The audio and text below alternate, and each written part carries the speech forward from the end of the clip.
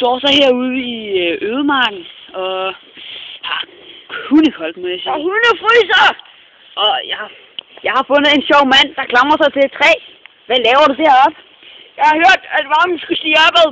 Derfor har jeg kravlet op i træet. Ja, det kan man bare se. Det er hundekoldt!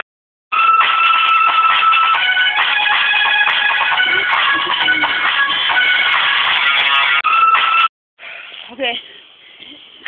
Jeg pisser!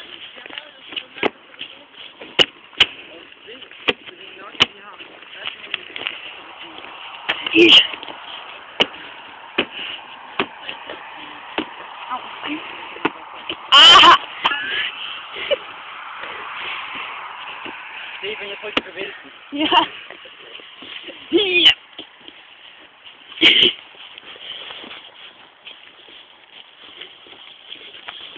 Kæft, hvor jeg frustreret.